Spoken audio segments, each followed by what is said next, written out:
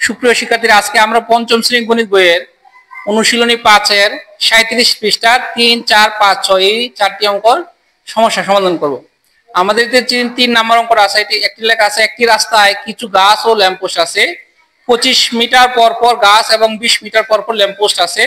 রাস্তার শুরুতে গাছ ও ল্যাম্পপোস্ট একত্রে থাকলে কত মিটার পর পর গাছ ও ল্যাম্পপোস্ট পুনরায় একত্রে থাকবে? এইরকম অঙ্ক যদি থাকে, পরপর কথা যদি লেখা থাকে, তাহলে অবশ্যই আমরা লসাগু করবো। চলো আমরা লসাগু সাহায্যে অঙ্কের সমাধান করি।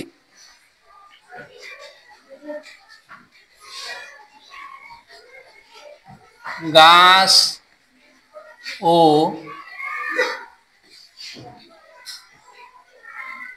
ল্যাম্পপোস্ট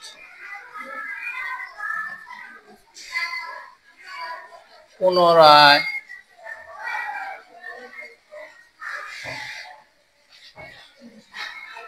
একসাথে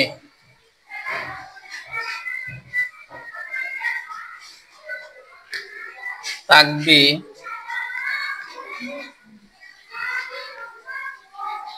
পঁচিশ মিটার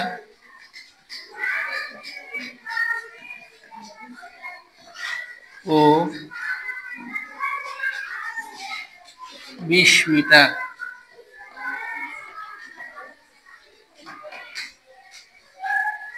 এর লসাগু সমান।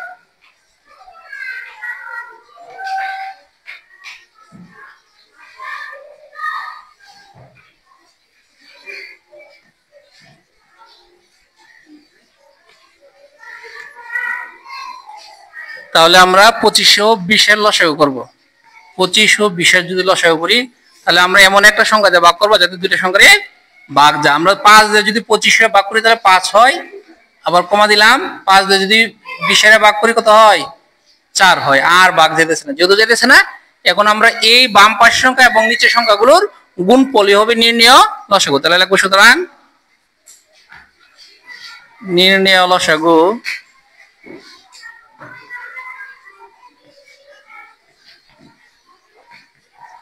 5 গুণন 5 গুণন 4। 5 5 25, 4 25 100। তাহলে আমরা পাইলাম কত? 100। তাহলে লিখবো, সুতরাং 100 মিটার পর পর গাছ ও ল্যাম্পপোস্ট একসাথে থাকবে। গাছ ও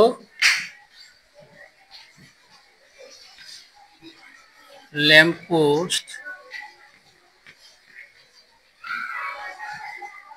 একসাথে থাকবে।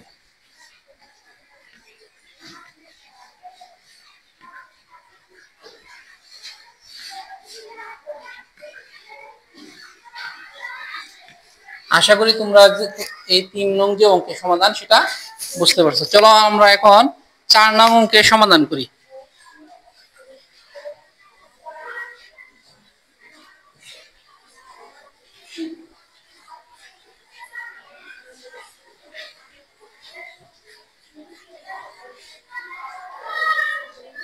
আমাদের যে 4 নং অঙ্কটা আছে, 4 নং অঙ্কটা আছে যে 3টি ভিন্ন রঙের ঘন্টা আছে।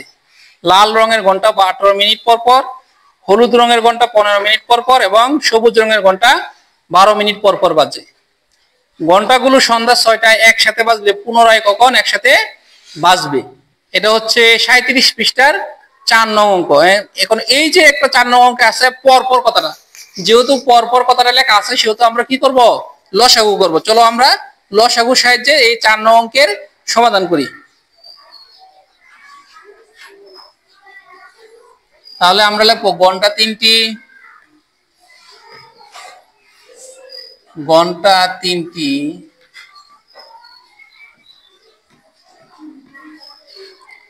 পুনরায়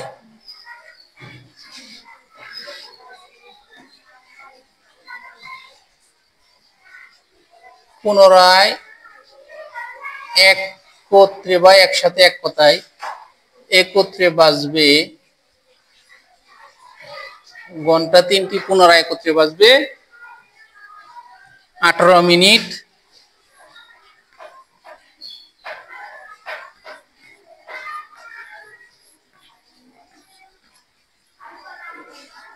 18 মিনিট, 15 মিনিট ও 12 মিনিট। 15 মিনিট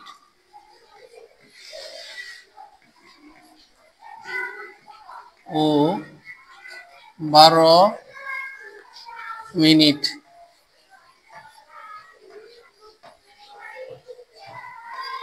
এর লসাগু সমান।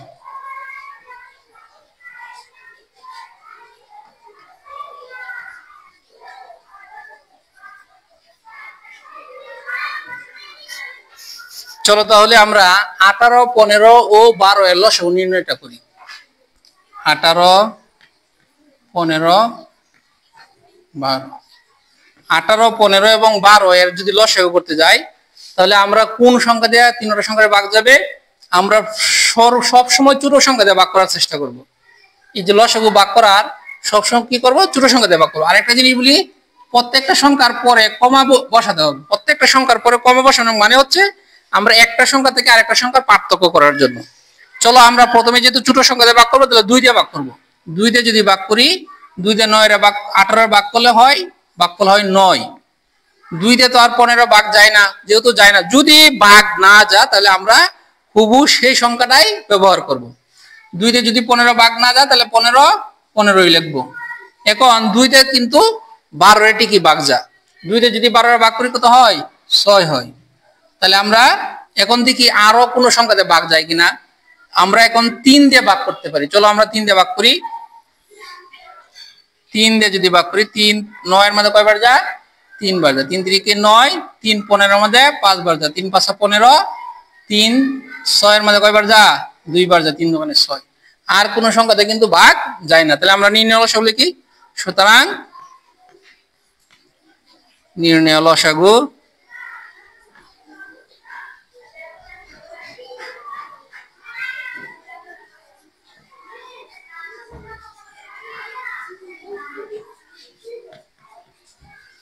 দুই গুণন 3 গুণন 3 গুণন 5 গুণন 2।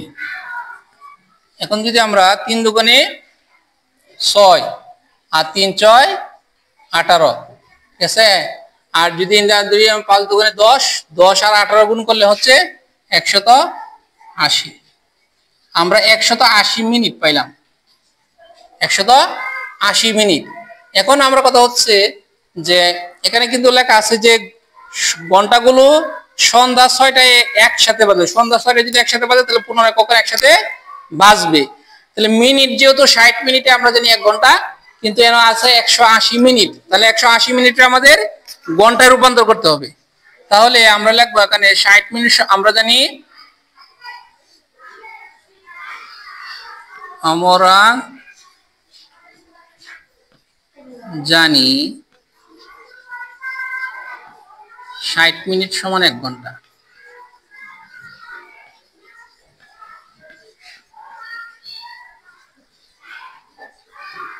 তাহলে আমরা জানি 60 মিনিট সমান 1 ঘন্টা। তাহলে মিনিট হচ্ছে 180 মিনিট। তাহলে সুতরাং 180 মিনিট সমান, আমরা 180 এর কত দিয়ে ভাগ করব? 180 এর ভাগ করব হলো 60 দ্বারা। আমরা 180 তে যদি 60 দ্বারা ভাগ করি তাহলে কত হয়? 3 ঘন্টা। কত হয়? 3 ঘন্টা। তাহলে আমরা 180 রে 60 দিয়ে ভাগ করে আমরা ভাগফল কত পাইলাম? 3 ঘন্টা পাইলাম। তাহলে বলছে সন্ধ্যা 6টায় যদি একসাথে বাজে তাহলে পুনরায় কখন একত্রে বাজবে? তাহলে আমরা সন্ধ্যা 6টার সাথে যদি আমরা এই 3 ঘন্টা যোগ করি তাহলে পুনরায় কখন একসাথে বাজবে সেটা বাইর হবে। তাহলে আমরা লিখবো সন্ধ্যা 6টায়, সন্ধ্যা 6টায় একত্রে বাজলে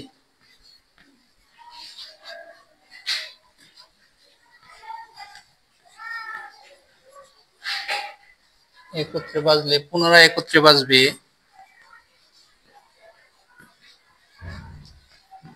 পুনরায়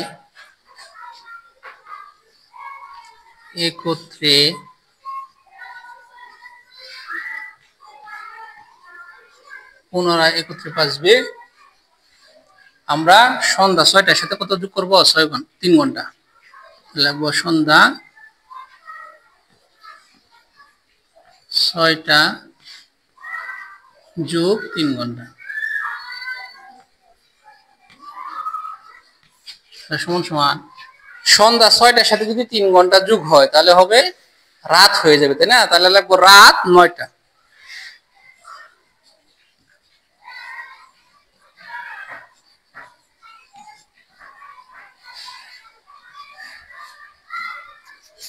আমাদের প্রশ্ন ছিল সন্ধ্যা 6টায় যদি একত্রে বাজে পুনরায় কখন একত্রে বাজবে।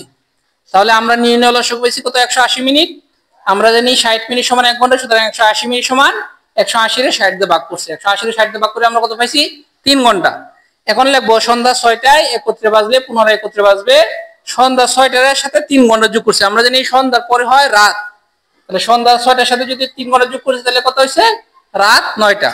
আশা করি তোমরা এই 4 নং যে অঙ্কের সমাধান সেটা বুঝতে পারছো। চলো এখন আমরা 5 নং অঙ্কের সমাধান করি।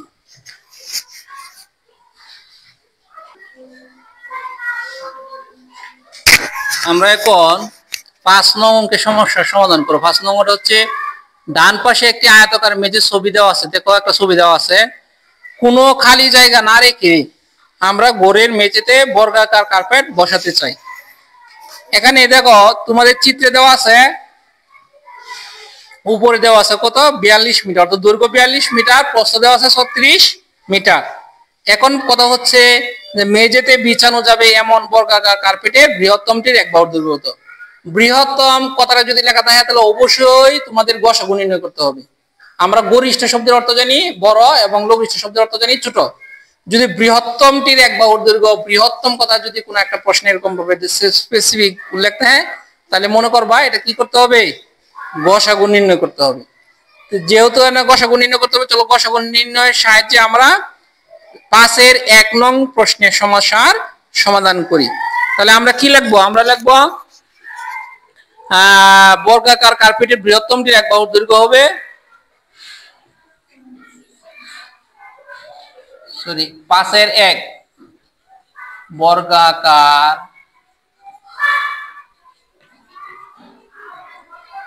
কার্পেটের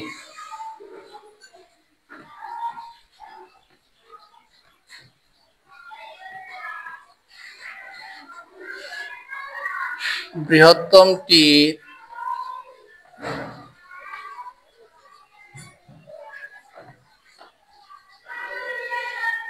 1 বাহুর দৈর্ঘ্য।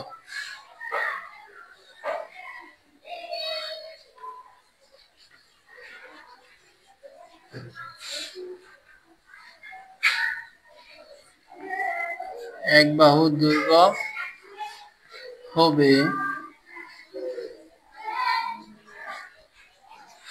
42 মিটার ও 36 মিটারের গসাগু সমান।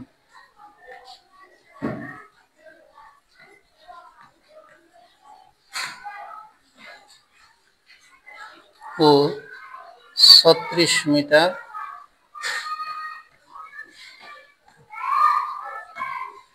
এর গসাগু সমান।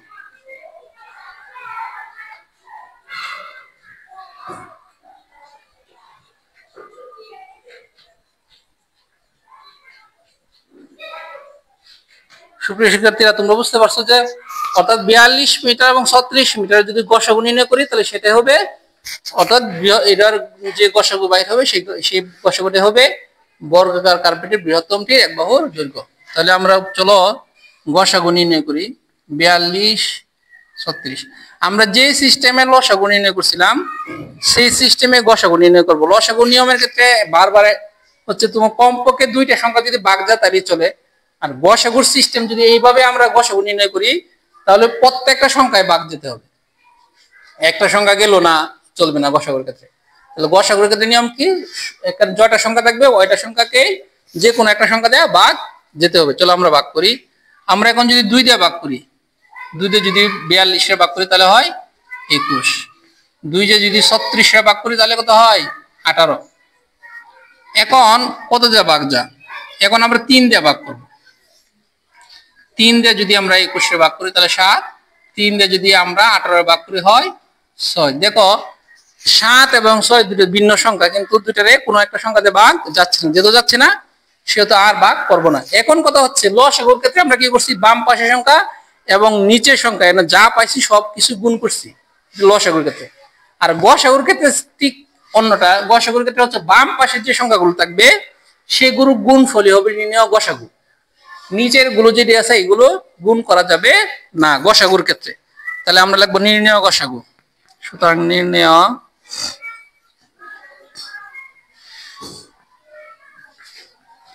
গসাগু 2 গুণন 3। তাহলে নির্ণয় গসাগু তো পেলাম 6। দেখো আমি কিন্তু 2 আর 3 কিন্তু গুণ করছি, কিন্তু 6 এবং 7 আনি নাই। কিসের জন্য? আমরা এটা গসাগু নির্ণয় করতেছি। যদি আমরা লসাগু নির্ণয় করতাম তাহলে কিন্তু ঠিকই নিচে গুলো আনতাম। বুঝতে পারছো? তাহলে আমরা নির্ণয় গসাগু কত পাইছি? 6। তাহলে সুতরাং বর্গাকার কার্পেটের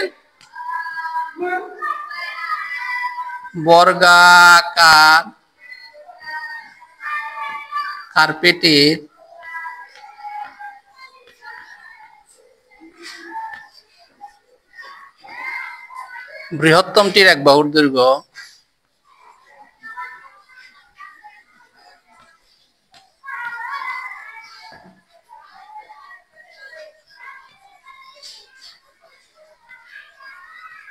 এক বাহুর দৈর্ঘ্য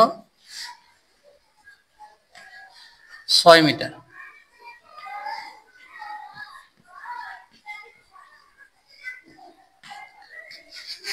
আশা করি 5-এর যে 1 নং প্রশ্নের সমাধান সেটা তোমরা বুঝতে পারছো। আমরা এখন 5-এর 2 নং প্রশ্নের সমাধান নির্ণয় করব।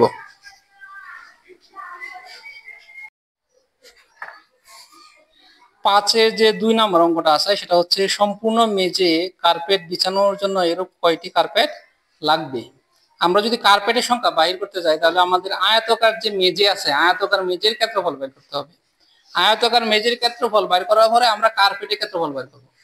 আমরা আয়তাকার মেঝের ক্ষেত্রফল কার্পেটের যে ক্ষেত্রফলটা থাকবে ওই ক্ষেত্রফল বাইর করার পরে আমরা যদি ভাগ করি তাহলে আমাদের কার্পেট সংখ্যা কয়টি এটি লেগে যাবে, পাওয়া যাবে আর কি। চলো আমরা আগে আয়তাকার মেঝের ক্ষেত্রফলটা বাইর করি।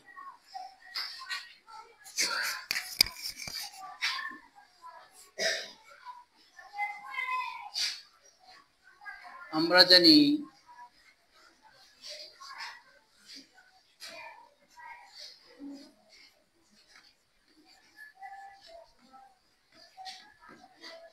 আয়তাকার মেঝের ক্ষেত্রফল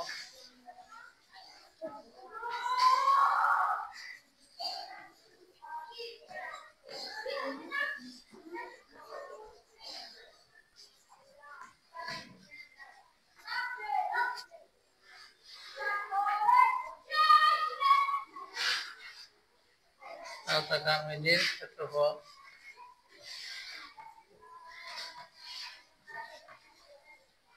সমান দৈর্ঘ্য গুণ প্রস্থ।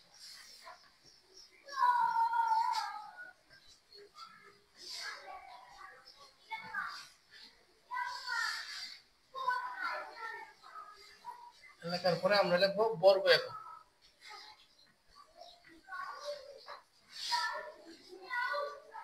এখন বর্গ একক হচ্ছে এখানে দেওয়া আছে মিটার, যেহেতু তাহলে বর্গ মিটারই হবে। একক মানে এটা যে মিটার দেওয়া আছে এটা বোঝাইছে, আর বর্গ হচ্ছে আমরা জানি দৈর্ঘ্যের সাথে মানে মিটারের সাথে মিটার গুণ করলে বর্গ হয়, এটার জন্য। চলো তাহলে আমরা এখানে দেওয়া আছে দৈর্ঘ্য কত 42 মিটার, প্রস্থ হচ্ছে 36 মিটার। তাহলে দৈর্ঘ্য হচ্ছে 42 আর প্রস্থ হচ্ছে 36, তাহলে বর্গ মিটার। এখন কথা হচ্ছে এই যে 42 এবং 36 গুণ করব, আমরা ডান পাশে গুণ করব যাতে শিক্ষার্থী টিচারের সহজে বুঝতে পারে যে আমি অঙ্কটা বুঝছি। 42 এবং 36 যদি আমরা গুণ করি তাহলে গুণটা কত হয় দেখো, 6 দুগুণে 12, 2 হাতে রয়েছে 1, 60 6 24 আর 1 25, 3 দুগুণে 6, 3 4 12, যদি যোগ করি কত হয় 2 1 5 1, তাহলে 1512 বর্গ মিটার।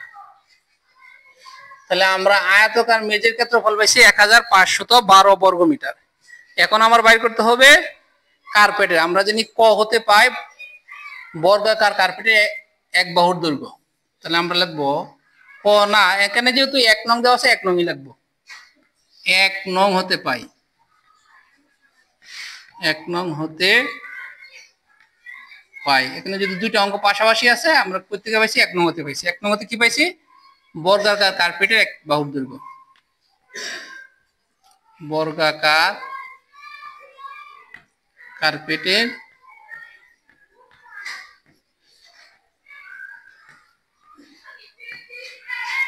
1 বাহুর দৈর্ঘ্য।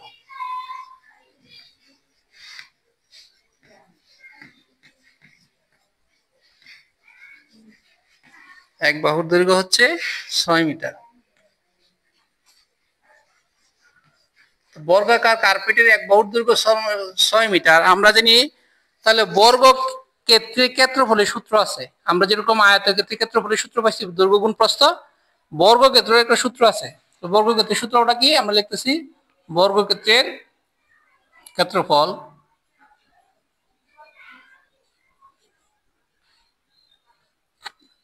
অথবা বর্গাকার কার্পেটের ক্ষেত্রফল লিখলে চলবে। বর্গাকার কার্পেটের ক্ষেত্রফল সুতরাং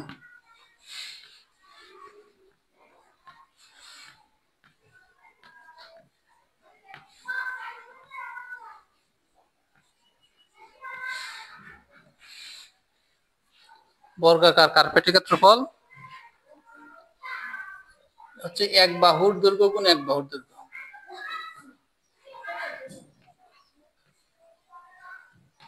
গুণ 1 বাহুর দৈর্ঘ্য।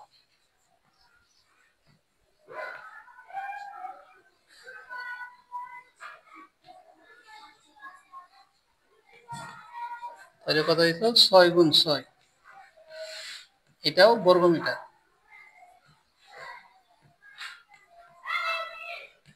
তাহলে কত মিটার? 36 বর্গ মিটার।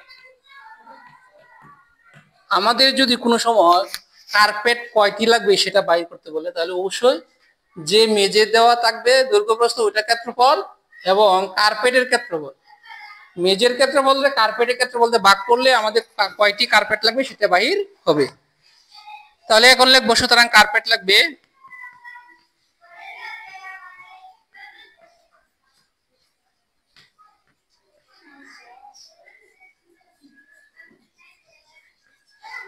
কার্পেট লাগবে 1512 আমরা 36 দিয়ে ভাগ করব। এখন এই যে ভাগটা করব, ভাগ নাম্বার দেখাতে হবে অবশ্যই। তাহলে 36 দিয়ে আমরা ভাগ করি 12। আমরা সবসময় আন্তর্জাতিক পদ্ধতিতে ভাগ করব। আন্তর্জাতিক পদ্ধতিতে ভাগ করা খুবই সহজ। 36 151 মধ্যে কয়বার যায়? 36 যদি আমরা 151 মধ্যে 4 বার দিলে কত হয়? 424 3 4 12 14। হ্যাঁ, 4 বার যাবে। প্রথম যাবে 4 বার। 4 6 24 এর 4 হাতে রয়েছে কত? 2। 3 4 12 আর 2 14, 144। যদি বাদ দিই 11 থেকে 4 গেলে থাকে কত? 7। এখানে 5 5 মিলে 2 বার। তাহলে 36 151 মধ্যে 4 বার গেছে, তাহলে 144 হয়েছে। 151 থেকে 144 বাদ দিলে থাকে 72। 36 72 মধ্যে আমরা জানি 2 বার যা। 36 দোকানে 72। 36 দোকানে কত? 72। তাহলে আমরা ভাগফল পাইলাম 42। তাহলে কতটি কার্পেট লাগবে? 42টি। আশা করি তোমরা এই যে 5-এর 2 নং যে সমাধান কিভাবে করতে হয় আমি একদম বিস্তারিতভাবে সুন্দর করে বুঝাই দিচ্ছি। আশা করি তোমরা বুঝতে পারছো। চলো এখন 6 নং প্রশ্নের সমাধান করি। আমাদের 6 নং অঙ্কটা হচ্ছে কোন স্থানে 10 জনের বেশি শিক্ষার্থী আছে, অর্থাৎ 10 জনের বেশি কথাটা উল্লেখ আছে। একজন শিক্ষক 42টি কলা, 84টি বিস্কুট এবং 105টি চকলেট কোনো অবশিষ্ট না রেখে শিক্ষার্থীদের মধ্যে সমানভাবে ভাগ করে দিতে চান। কতজন শিক্ষার্থীর মধ্যে শিক্ষক কলা, বিস্কুট এবং চকলেট ভাগ করে দিতে পারবেন? এনে একটা কথা লেখা আছে 10 জনের বেশি শিক্ষার্থী। বেশি কথাটা মানে কি বলছিলাম? গরিষ্ঠ অর্থ বড় অর্থ বেশি। সো আমাদের গসাগু নির্ণয় করতে হবে। গসাগু সাহায্যে আমাদের এটা রেজাল্ট পাবো। চলো 6 নং প্রশ্নের সমাধান করি। তাহলে লিখবো শিক্ষার্থী সংখ্যা হবে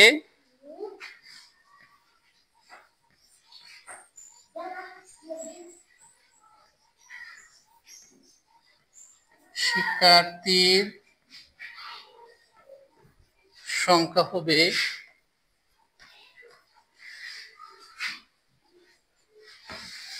42, 84 ও 105। 105 এর গসাগু সমান।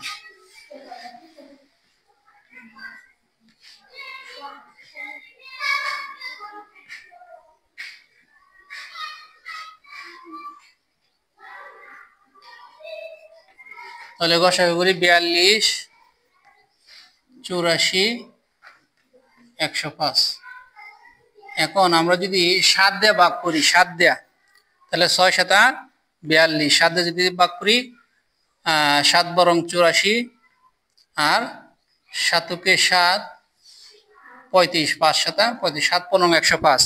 এখন আমরা ভাগ যেতেছে 3 দিয়ে, আবার 3 দোকানে 6, 3 4 12, 3 5 15। আমি যে জিনিসটা বলছিলাম গসাগুর ক্ষেত্রে অবশ্যই প্রত্যেকটা ভাগ যেতে হবে, যদি ভাগ না যায় তাহলে যেরকম এখানে 2 দিয়ে কিন্তু 2 এবং 4 এর ভাগ যায় কিন্তু 5 এর যায় না, সুতরাং চলবে না, অর্থাৎ তিনটায় ভাগ যেতে হবে। তাহলে লিখব সুতরাং নির্ণয় গসাগু। নির্ণয় গসাগু 7 গুণন 3, তাহলে 3 7 21। তাহলে সুতরাং শিক্ষার্থী সংখ্যা কত? 21 জন। সুতরাং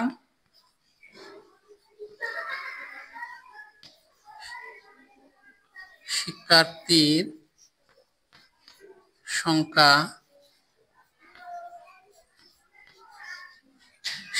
সংখ্যা হবে 21 জন।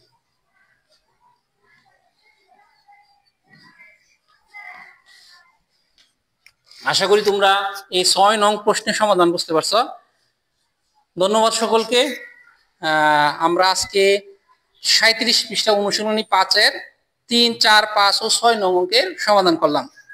দেখা হবে পরবর্তী ক্লাসে। আসসালামু আলাইকুম।